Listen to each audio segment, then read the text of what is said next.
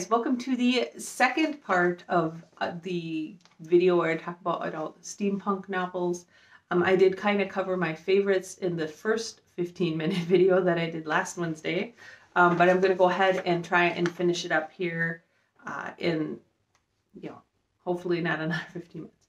All right, the next book I want to talk about on the best or the adult steampunk series I've read list is The Nightbound Land by Trent Jamieson. This one was different. It's about a land taken over by the royal, and if you're a Neverending Story fan, it's Think of Nothing. And it was a really cool world and a really kind of out there neat concept. It has a very epic fantasy feel to it, but also had a lot of steampunk elements. It was not an easy series to read. It was kind of difficult to read. It got a little confusing, a little ambiguous and stuff like that. So it wasn't one, like, if you want to, quick read, this is not the series for you, but I found it really interesting. It was very different from most steampunk books you would read, and it's a duology. The first book is Royal, and the second is Knight's Engines. All right. As I said, this is getting into some of the ones I didn't like quite as much. So the next series I wanted to talk about is Crown and Key. This is also written by Susan and Clay Griffith, and while I love the Vampire Empire series, I wasn't really a huge fan of the Crown and Keys series. It is a trilogy. There's 3 books in it: The Shadow Revolution, The Undying Legion, and The Conquering Dark. It feels kind of like a blend of the Iron Druid Chronicles, Sherlock Holmes, and Penny Dreadful, the TV show. It just wasn't as good as Vampire Empire. It's kind of more of an investigative urban fantasy. It didn't really have that epic fantasy feel to it. And it just moved kind of slow, and the characters just weren't that interesting to me. So I wasn't as big of a fan of it. I only read the first 2 books, and I gave the first book 4 stars, the second book 3 stars, and I didn't read the 3rd book. So it was just kind of going downhill for me. All right, the next one on here is debatable as to whether or not it's steampunk, but it does have some steampunk elements to it. And that's the Noir, Chronicles by Larry Correia. Again, I didn't like this one as much as his Monster Hunter International series. It's a 1940s gangster magic alternate history steampunk series. It is very action packed. It had a very cool magic system and a lot of gun talk and weapons because it's a Korea book. The first book in that is Hard Magic. The second is Spellbound, and the third is Warbound. I read all of them, and these ones I actually gave pretty good reviews. They had 4.5 to 5 stars, all of them. I really enjoyed them. I really enjoy Larry Correia's world building and his all of the action and stuff. He does a very good job doing that. I get a little sick of the politics that he slips in there sometimes, but I can deal. All right, next on the list is a lighter one. This is Steampunk Red Riding Hood. So this is another Melanie Karsak series. If you listen to the Steampunk Romance series, she does have a Steampunk Fairy Tales series of books that I also really enjoyed. These I didn't love, but I enjoyed. They all got 4 stars, and they're all more kind of novella length. So they're in that 150-page range. And it's all about Red Riding Hood, a girl named Clemency, who's basically Red Riding Hood, who's in the Red Cape Society, and she investigates strange goings-ons in kind of an alternate steampunk world.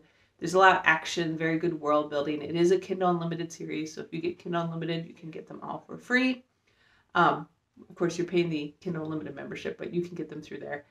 It is a 6-book series, and it's Wolves and Daggers, Airships and Alphas, Peppermint and Pentacles, Bitches and Brawlers, Howls and Hollows, and Lichens and Legends. And they were all very fun and well done. Sometimes the plot isn't the best in the story, but they're fun little reads. All right. The next one is the one that I started out really liking and then kind of didn't like at the end. And that is The Electric Empire by Viola Carr. This is a trilogy. The first book is The Diabolical Miss Hyde, then The Devious Dr. Jekyll, and The Dastardly Miss Lizzie. Now, this is an interesting take. It's basically about Dr. Eliza Jekyll, who's the daughter of Jekyll Hyde. And she, as such, she's inherited his 2 personalities. So she has the personality of Lizzie and the personality of Eliza. Eliza has a medical degree and helps out in crime investigations, and Lizzie is kind of crazy. It had a lot of fun steampunk devices, some intriguing historical cameos by different people, and they incorporate Fae into the story as well.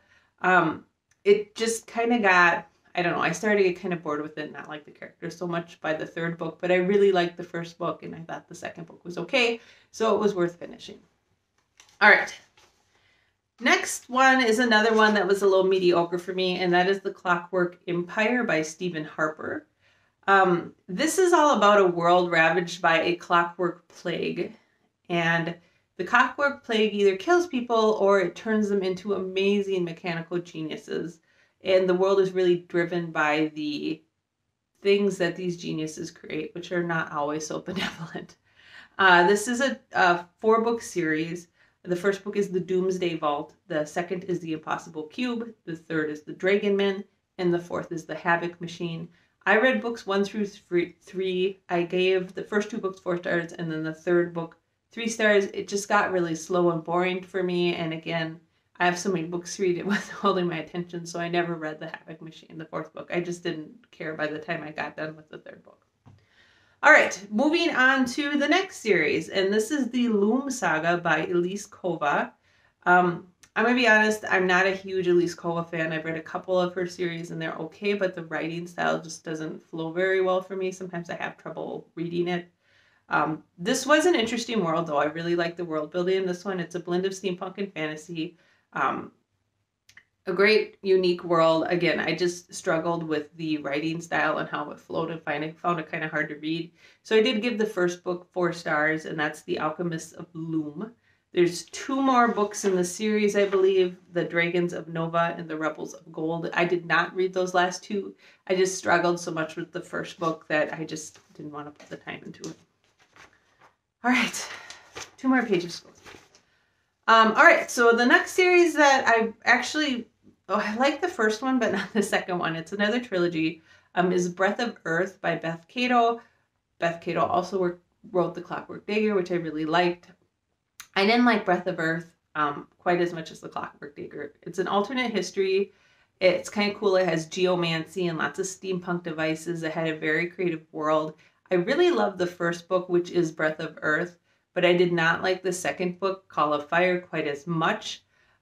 It just got very political. There were so many characters we were jumping between, and I just could not stay involved in the story.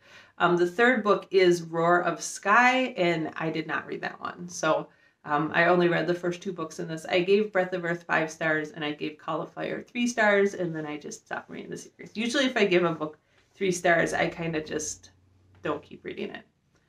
All right.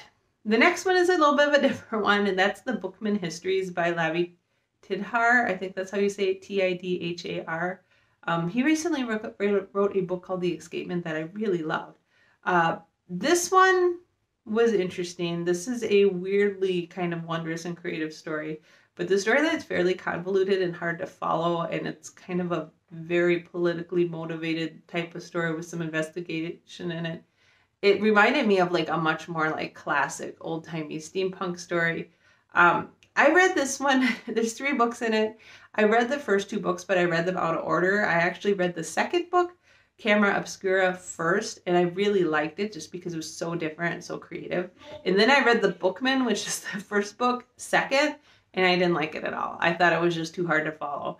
So as a result, I never read The Great Game, which is the 3rd book in the series. I don't know. Maybe if I had read the Bookman and the Camera Obscura, I would have read The Great Game, but I just never did.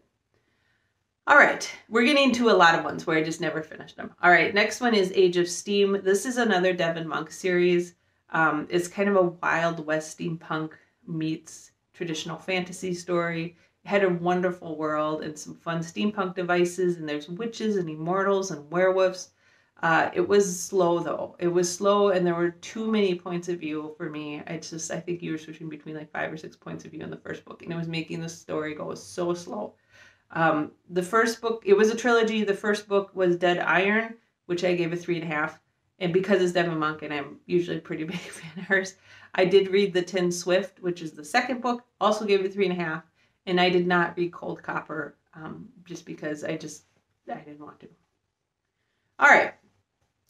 This next one is a little bit more of, I think it's more of a young adult one, but it's Clockwork Agents by Kate Cross. This was a little more romancy, kind of an investigative Victorian steampunk. It was very steampunk light. Like the world could have been put together a little bit better. It was kind of a light read. I don't know, maybe I should have put this one on the romance list. But it is a trilogy. Heart of Brass, Heart of Steel, and Breath of Iron are the 3 books. And I gave them all 3.5 stars. So, you know, kind of mediocre. All right, another one that I wasn't really excited about for the next one, and that is the Bannon and Claire series. This is a alternate Victorian London. I just had a ton of trouble with this one. The first book in this is The Iron Worm Affair. And this is by Lilith St. Croix, which she's very, very hit or miss for me. I've liked some of her stuff, but not like some of her stuff. This was a miss. The second book is The Red Plague Affair, and the last book is The Ripper Affair. I had a hard time with this. The settings and world was hard to picture. The characters seemed very distant to me. The story was very choppy and jumped around a lot. And I almost DNF'd the Iron Worm Affair, but I got it for review, so I pushed through and I did not read any more of that. Okay, so another one that I did not read, I think I didn't finish even the first book in this one, and that is Newberry and Hobbes series. If you like steampunk, you're probably familiar with this series. There are a lot of books in this. The first one is The Affinity Bridge, and that's one I DNF'd. Oh, and this is by George Mann. Then there's The Osiris Ritual, The Immortality Engine, The Executioner's Heart, The Revenant Express, and The Albion Initiative, which is not published yet. It comes out later this year. This was very typical steampunk. My problem with this is the characters were bland. The book didn't seem to have any personality, and it felt to me like the author had like a list of steampunk things to include and was just like checking them off. Like, okay, we have airships. Okay, we have some steampunk devices. Okay, yeah, there's zombies. There's some laudanum. There's some absinthe. Let's just boop boop boop. Let's just check this off. It just was so like procedural and like it just didn't have any personality. I didn't like it all. So I DNF'd that first one. Didn't read any of the other ones. All right. On to another one that was mediocre. We're into mediocre. And that is the Glass and Steel series. This is set in Victorian London. It has some mystery, some magic, some steampunk, and kind of a slow burn romance. It was fun. The characters are fun. It's light steampunk. The story just felt really incomplete and broken up. And I think that was part of my problem with this is it was very short, and it's like she had taken a full-length book and broken it up into a lot of different books. I read the first 2 books in this, The Watchmaker's Daughter and The Mapmaker's Apprentice. Oh, and this is by C.J. Archer. I actually listened to them on audiobook, and there are 13 books in this series, and they're all very shortish, and it makes it feel really fractured. So I read the first 2, and after realizing like the first 2 seemed like part of a longer book broken up, and seeing that there were 13 of these, I just decided I didn't want to be invested in the series. I did give the first book 4 stars and the second book 3 stars because I was getting a little bit frustrated at how incomplete the story was. So if you have, I believe I got these through Audible Plus, and if you have Audible Plus, I do believe they are free through Audible Plus, so it's a good deal for you. But if you're going to invest in like buying them, either for Kindle or audiobook, it's probably not worth it because there's over 13 of them. It's still going out. The 13th book is The Goldsmith's Conspiracy, and it comes out in 2022, and probably just not worth investing. All right. Another one I did not finish, The Chronicles of the Pneumatic Zeppelin. These are the Romulus Buckle books. The first one is Romulus Buckle in the City of the Founders, and the series is by Richard Ellis Preston Jr. There's a whole bunch of these. Romulus Buckle and the Engines of War, Romulus Buckle and Luminiferous Aether. There's 6 books total. It's basically about an explorer who serves as an agent to the crown. I had so much trouble with this book. It was just, there were a ton of characters. The POV switched a ton. The really long descriptions, if I remember correctly, I complained in one of my reviews about they like described this guy's clothing for like 3 pages. But then I still couldn't picture it.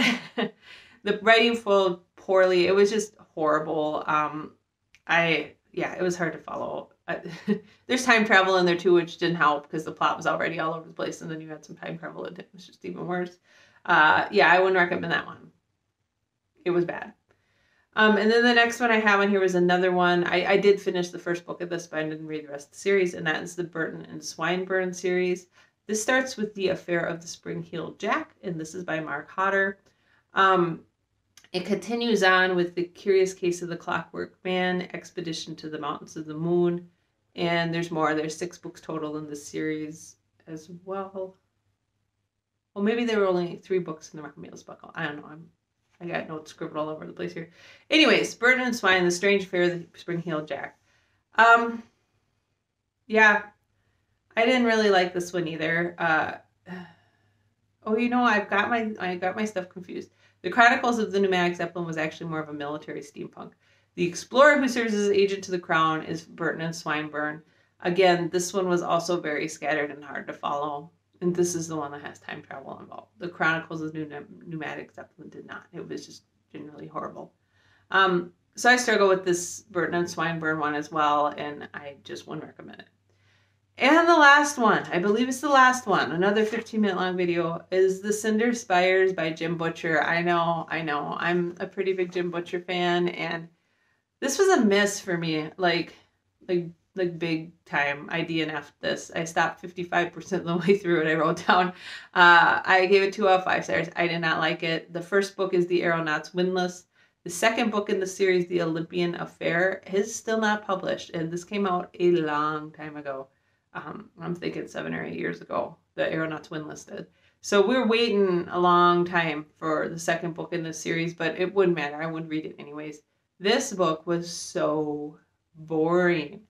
The characters were boring. The story was slow. I tried to push through it, and I just couldn't. 55% of the way through, I was like, I'm done. And it tells you something like, it's one thing to stop a book when you're 10 or 15% of the way through, but usually by halfway through, I'm pretty invested. And if I'm not, it is pretty bad. So that's the last book I have on the list series is the Cinder Spires series. So there you go. It's 30. I said 30 on my little thing here, but with all my little scribbles on it. I think it was 30 steampunk adult series that are neither young adult or middle grade or romance or graphic novels that you can check out if you're interested in any of them. There's some towards the end there I wouldn't check out because I thought they were pretty bad. The interesting thing when I go back through Goodreads, I pull off the pictures of the first book in the series for these videos, and almost none of them have over a 4-star review on Goodreads. So I don't know if people just don't enjoy the steampunk genre, or if writers for that decide to dip into that genre aren't very good. I think a lot of these I read when there was kind of a steampunk like thing going on in I think it was like the early 2000s, mid 2000s, maybe, yeah, something like that. And you just get writers trying to write it that aren't good at writing it. I don't know. I do struggle. I really like the steampunk genre, and I do struggle quite a bit to find good books in it. So if you have any suggestions, definitely feel free to recommend those. I know on some of my other posts, people have recommended some, and I'm grateful for that. And I hope you've enjoyed this series. If you have any suggestions of other series you'd like me to go into or genres like that, kind of in the fantasy sci-fi region, please let me know. I do try to post videos every Wednesday and Monday, and Wednesdays are something like this, and Wednesdays and Mondays, Wednesdays and Saturdays. And Saturdays are Stacking the Shelf.